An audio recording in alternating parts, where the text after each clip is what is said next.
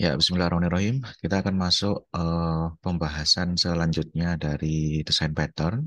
Setelah kemarin kita pelajari tentang kreasional desain pattern, kemudian ada struktural desain pattern.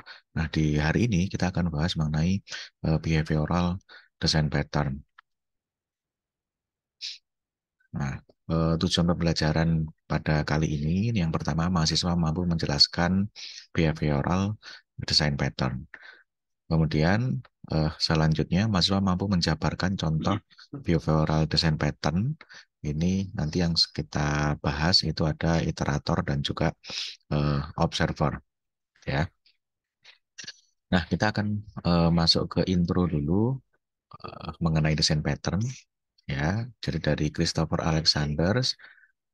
Ini desain pattern, ya, latar belakangnya apa? Ya, latar belakangnya setiap pengembangan proyek perangkat lunak yang dia buat gitu ya beserta tim itu dia menemukan problem yang sama gitu ya, permasalahan yang sama untuk setiap kali pengembangan itu dijalankan. Oleh karena itu, karena permasalahan atau problemnya sama berulang-ulang terus, maka dia beserta dengan yang lainnya itu merumuskan pola-pola penyelesaiannya gitu ya. Yang pola-pola penyelesaiannya ini disebut design pattern gitu ya. Kemudian di sini saya juga akan mereview juga tentang classification of design pattern dari buku Gang of Four gitu ya. Itu ada yang pertama kreasional pattern, struktural pattern yang kita sudah pelajari. Kemudian yang di hari ini itu kita akan bahas mengenai behavioral pattern. Nah, behavioral pattern ini apa? Ya, desain pattern yang mengidentifikasi komunikasi yang umum ada, yang umum ada gitu ya, antara objek gitu ya. Nah, tujuannya apa? Dia membuka peluang atau kesempatan untuk fleksibilitas hubungan antar objeknya itu bisa lebih bagus gitu ya. Nah, sebenarnya ada yang diperkenalkan buku GOF atau Gang of Four itu ada banyak yang termasuk behavioral pattern gitu ya. Nah, nanti kita akan bahas hanya dua saja di antaranya gitu ya. Ada iterator dan observer. Oke, kita akan masuk ke materi utama yaitu iterator pattern. Kita akan mulai dari eh, deskripsi dulu ya. Iterator ini termasuk ke behavioral design pattern yang memungkinkan Anda untuk traverse elemen. Jadi kalau misalkan Anda ada serangkaian susunan atau set gitu ya, itu Anda traverse itu mengunjungi satu persatu sampai semuanya dikunjungi. Itu traverse gitu ya. Ya, of a collection tanpa mengungkapkan representasi di dalamnya gitu kan ya. Jadi Anda mengunjungi saja ini tanpa mengungkapkan representasi atau detailnya yang di dalamnya. Baik itu dari list, bisa dari stack atau bisa dari tree gitu ya. Oke. Nah, permasalahannya apa? Sehingga muncul pattern-pattern ini. Nah, latar belakangnya ya, collection ini sangat sering dipakai di eh, pemrograman ya, terutama terkait dengan penyimpanan data, begitu ya. Nah, kalau sudah ada wadahnya, gitu ya, wadahnya misalkan ini berupa list, berupa graph, berupa tree, gitu ya. Nah, perlu ada satu cara untuk bisa mengakses elemen-elemen di dalamnya, gitu ya. Nah, memang eh, ya, juga seharusnya ada juga cara untuk mengakses elemen tanpa mengulangi elemen yang lain, gitu ya, tanpa mengulangi mengunjungi elemen yang sudah pernah dikunjungi, gitu ya. Problem utamanya di situ. Jadi bagaimana caranya mengunjungi eh, mengunjungi atau traverse elemen tanpa mengunjungi elemen yang sudah dikunjungi sebelumnya, gitu ya. Nah, ini kalau mengunjungi model seperti itu biasanya kalau list aja gampang ya. Kalau list seperti itu kan, kalau sudah sini maka nanti ada apa get index next indexnya ya, next indexnya itu nanti di sini. Nah, kalau get indeksnya di sini. Ya, selanjutnya sampai indeksnya sudah tidak ada atau sudah maksimal. Nah, itu kalau list kan gampang saja sebenarnya ya. Nah, makanya tapi kalau bentuknya yang graph atau yang tree misalkan ya. Nah, kalau yang kompleks data structure seperti yang tree itu traverse-nya bagaimana gitu kan ya. Bagaimana mengunjungi hanya yang belum dikunjungi saja. Nah, contoh kompleksitasnya ya, di suatu hari ini Anda oke saja atau Anda memutuskan untuk traverse tree ini pakai depth first, ya pakai depth first. Nah, dari ke bawah dulu. Nah, yang lain itu ada breadth first gitu ya, pakai cara yang lain. Yang selanjutnya pakai cara yang lain lagi. Nah, bagaimana kalau sudah Anda eh, gunakan yang depth first gitu misalkan ya, Anda mau mengunjungi pakai breadfast, tapi yang dia itu belum pernah dikunjungi oleh acara yang pertama. Begitu ya. Itu problemnya atau permasalahannya di struktur data yang kompleks. Nah, nah solusinya ya, ide dasarnya dari iterator pattern ini adalah mengekstrak atau mengambil traversal behavior, gitu ya, traversal behavior of collection dan memindahkannya ke objek yang lain gitu ya, ke iterator. Jadi eh, apa di ini diekstrak yang dibutuhkan untuk dibuatkan objek yang lain gitu ya. Nah, kalau yang di sini ini depth first, yang di sini ini breadth first iterator gitu ya. Nah, iterator objek ya mengenkapsulasi all the traversal details gitu ya, current position, terus kemudian ada elemen berapa gitu kan ya. Nah, kemudian karena konsep yang seperti ini beberapa iterator bisa memproses collection yang sama ya dalam satu waktu ya, yang dia itu saling independen antara satu dan yang lainnya gitu ya. Itu eh, solusinya ya, solusinya. Kemudian analoginya atau real world analogi gitu ya. Eh, Ini Anda berencana untuk mengunjungi Roma gitu ya, di Italia gitu ya. Di sekitar atraksi utamanya ya kita tahu Kolosium ya. Di sekitar Kolosium itu ada pasar-pasar, ada atraksi-atraksi, ada pertunjukan-pertunjukan yang lainnya yang me, apa ramai gitu ya, menarik dan mengerumuni dan nggak ada apa istilahnya, nggak ada petanya di sana ya. Nah, ketika di sana itu Anda bisa bisa ini ya, bisa kebingungan. Ini saya mau enak. Oh, kalau mau ke kanan dulu, oh, itu ada pertunjukan bagus. Nanti saya mau ke kiri, ada pertunjukan bagus lagi sampai keliling-keliling. Bahkan nggak sampai nggak ketemu-ketemu si kolosiumnya itu nggak sampai-sampai gitu ya. Kolosiumnya nggak sampai-sampai. Nah, dengan cara seperti ini ya, itu Anda bisa misalkan eh, beli beli apa virtual guide ya, sewa atau subscribe ke aplikasi pemandu wisata gitu ya, aplikasi pemandu wisata. Ya, jadi bagusnya kalau di sini tuh kemana kemana kemana kemana gitu ya. Mm. Terus kemudian cara yang ketiga itu Anda bisa sewa saja apa guide gitu ya, yang dia itu tahu di sana lokasinya mana yang layak dikunjungi ya, Anda ikut saja sama dia gitu ya.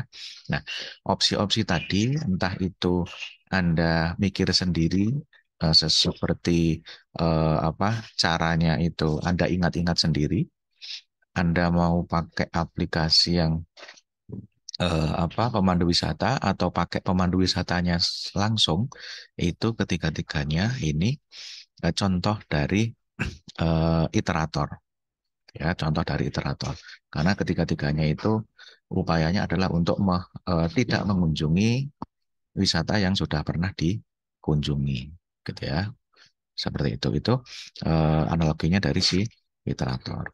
Nah, sekarang strukturnya, struktur apa struktur dasarnya iterator gitu ya. Yang pertama, iterator interface ini ya, iterator interface declare the operation required for traversing a collection. Jadi dia mendeklarasikan operasi-operasi yang untuk traverse, gitu ya. Contoh fetching the next element pakai get next, kemudian retrieving the current position, dan juga restarting iteration dan seterusnya, gitu ya. Kemudian concrete iterator ini implement specific algorithm for traversing a collection. Contohnya mau pakai depth first, depth first, pakai breadth first, dan seterusnya. Ini concrete iterator. Ya, the iterator object should track the traversal progress on its own. Jadi objeknya mau dia pakai breadth first atau pakai depth first gitu, itu ya nge-track sendiri-sendiri ya sesuai dengan deklarasinya masing-masing. Kemudian collection interface ini ya. Collection interface declare one or multiple method for getting iterator compatible with the collection. Jadi ini sebagai interface untuk menjembatani supaya si concrete iterator itu si iterator itu kompatibel dengan si collection, gitu ya. Ini sebagai interface-nya. Kemudian concrete collection return new instance. Concrete collection yang ini ya, of a particular concrete iterator class each time the client request one. Nah, si collection-nya baik itu ya collection terdiri dari set gitu kan ya, graph, terus kemudian A3 gitu kan ya, itu disimpan di concrete collection yang diakses oleh melalui interface tadi. Kemudian, nah si klien ini bekerja with both collection and iterator, gitu ya. Jadi dia bekerja dengan iterator dan collection melalui si interface tadi, gitu ya. Nah, kenapa seperti itu? Dengan begini, klien ini tidak terkabel dengan concrete maupun dengan collection, gitu ya. Di mana kalau konsepnya program yang baik itu kan low coupling, high cohesion, gitu ya. Nah, jadi sehingga lebih fleksibel nanti ya pembentukan misalkan iterator yang baru, modelnya yang baru dan seterusnya. Oke, ya itu tadi iterator pattern. Selanjutnya kita akan masuk ke contoh yang kedua yaitu observer pattern, gitu ya. Nah, kita masuk ke deskripsinya. Observer ini termasuk ke behavioral design pattern yang Anda uh, seolah-olah atau konsepnya itu seperti subscription, ya mekanisme subscription untuk menotifikasi Anda gitu ya, kalau ada sesuatu yang Anda subscribe itu mengeluarkan informasi yang baru gitu kan ya. Nah, jadi kalau Anda subscribe misalkan uh, apa namanya uh, Netflix misalkan ya. Nah, itu nanti kalau ada film-film yang Anda follow ya. Sorry yang Anda simpan ke favorit gitu ya. Itu nanti kalau ada episode baru itu kan ada notifikasinya gitu ya. Oke, itu seperti subscription kurang lebih seperti itu. Nah, problemnya kenapa kok dulu dimunculkan ada observer pattern ya. Problemnya imagine that you have two type of object, customer and store. Jadi ini latar belakangnya ya. Anda punya dua objek, ada customer, ada store gitu ya. Si customer ini sedang pengen banget sama produknya si store ini. Contohnya di sini iPhone yang sebentar lagi mau rilis ya. Sudah ada info bahwa ini sebentar lagi mau rilis, tapi si tokonya itu eh, atau si providernya ini belum tahu, belum ngasih tahu kapan tepatnya gitu ya. Jadi si customer ini setiap hari dia ngecek ke tokonya gitu ya. Ya pastinya kalau seperti itu ya apa ya repot ya. Nah, padahal kalau belum memang belum ada ya si customernya ya pulang lagi besok ngecek lagi dan seterusnya. Nah, yang kedua, cara yang sebelah kanan, ya, ini si store ini bisa mengirimkan email ke si customer, tapi emailnya itu ya seluruh email berisi informasi, berisi promosi yang mungkin produknya itu nggak dia ingin, gitu ya. Terus notifikasi keamanan dan seterusnya itu semuanya dikirim ke emailnya si customer. Nah itu ya bisa jadi atau biasanya kan ya kita anggap spam ya kalau informasi yang nggak sesuai sama apa yang kita ingin. Padahal kita kan tadi ingin produk apa informasi hanya untuk produk saja, bukan untuk promo yang lain, layanan yang lain, misalkan berita-berita terkait yang di luar yang kita pingin gitu kan ya. Nah, jadi mau pakai yang sebelah kiri atau pakai yang sebelah kanan itu sama-sama repotnya gitu ya. Nah, solusinya gitu ya. eh, kita di sini dikenalkan dengan istilahnya gitu ya. Objek yang dia itu punya apa yang menjadi ketertarikan si customer itu namanya publisher. Itu diistilahkan di sini publisher gitu ya.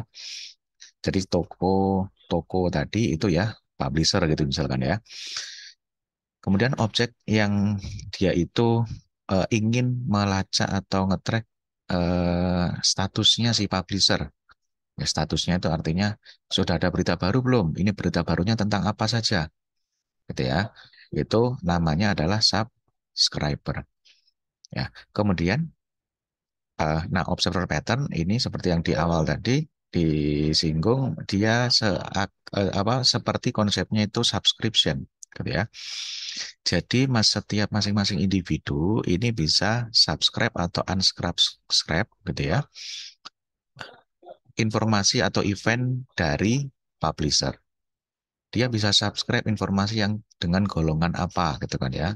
Misalkan dia golongan informasi yang tentang promo produk saja tanpa ada misalkan berita tentang perkembangan teknologi, berita yang lain gitu ya, itu dia nggak pengen, dia cuma pengen produk saja, gitu kan ya. Itu bisa dimungkinkan kalau model subscription. Oke, ya di sini ditarik ke apa real case-nya gitu ya. Real app might have dozen of different subscriber class gitu ya. Ya, Anda nggak mau mengkapel seluruh publisher untuk seluruh kelas gitu ya, karena setiap saat itu bisa bertambah ya, setiap saat bisa bertambah. Ah, solusinya adalah setiap subscriber itu dibuat interface-nya ya, nanti implement interface. Jadi kalau si publisher mau komunikasi dengan subscriber itu melalui uh, interface. Oke, analogi yang lain gitu ya, real world analoginya. eh, Jika Anda subscribe ke newspaper atau magazine, publisher ini akan mengirimkan apa yang Anda subscribe itu langsung ke Anda ya, baik melalui yang di versi digital atau versi yang fisik atau yang versi yang kertas enggak. Dan yang dikirimkan itu hanya yang Anda subscribe saja, hanya yang Anda berlangganan saja gitu ya. Kenapa bisa seperti itu? Karena publisher ini punya list dari subscriber dan apa yang dia ini subscribe gitu ya, karena dia memang punya data itu gitu ya. Nah, kemudian dari sisi subscriber itu dia bisa berhenti kapan saja gitu ya, dia bisa berhenti kapan saja. Oke, kemudian strukturnya, ya strukturnya dari observer pattern ya. Di sini ada kelas publisher gitu ya. The publisher issues event of interest to other object when the publisher change its state. Jadi yang berubah-ubah atau yang menghasilkan informasi yang berubah-ubah itu ini yang publisher. Ya, the publisher goes to subscription list and call the notification method in the subscriber interface ya on each subscriber object. Ya, jadi di sini ada subscriber interface yang seperti tadi supaya enggak yang publisher dan yang apa subscriber itu enggak coupled, enggak ada couplingnya, itu dibatasi oleh interface ini, aksesnya melalui interface. Kemudian di subscriber interface, declare the notification interface ya. Jadi biasanya di sini ada update method gitu saja ya, satu update method saja. Nah, concrete subscriber ini ya si subscriber tadi ya yang dijembatani tadi perform some action in response to notification by the publisher gitu ya. Ada ya dia bisa ya tergantung dia subscribe di konteks yang mana gitu ya, konteks informasi yang mana itu uh, dia akan action berdasarkan konteks itu gitu ya. Nah, ini subscriber need some contextual information to handle the update correctly. Ya, jadi si publisher ini biasanya dia melewatkan informasi itu sudah ada argumennya gitu ya. Ini tentang informasi tentang apa gitu ya. Nah, sehingga yang concrete subscriber itu bisa dapat informasi yang sesuai konteks yang dia batasi gitu ya. Dia batasi itu khusus konteks apa saja. Nah, the client create publisher and subscriber object separately and then register subscriber for publisher update. Nah, si klien gitu ya, si klien ini barulah nanti mengakses si subscriber object ya. Ya, ini adalah struktur dari observer pattern gitu ya. Jadi sebagai review dari pembahasan hari ini ya, kita sudah mempelajari mengenai behavioral design pattern. Ya, behavioral design pattern ini menjelaskan desain pattern yang membahas ini seputar perilaku antar objek gitu ya. Kemudian mampu menjabarkan contoh iterator dan observer. Kalau yang iterator tadi permasalahan utamanya bagaimana caranya kita melakukan traversal ke suatu set gitu ya, yang kompleks gitu ya. Yang kalau yang list itu memang mudah, tapi kalau yang semacam tree atau graph itu traversalnya bagaimana. Terutama kalau kita nggak mengunjungi titik atau node yang sudah pernah dikunjungi. Kemudian untuk yang kedua kita sudah pelajari juga tentang observer. Ini modelnya seperti subscription. Nah, Anda atau si klien itu hanya subscribe ke informasi yang sesuai konteksnya saja dan dia bisa subscribe berapapun jumlahnya, kapanpun dia mau, dan dia bisa berhenti juga kapanpun dia mau. Eh, itu mungkin untuk pembahasan behavioral design pattern kali ini saya cukupkan sekian, mudah-mudahan bermanfaat. Selanjutnya kita masuk ke sesi tanya jawab.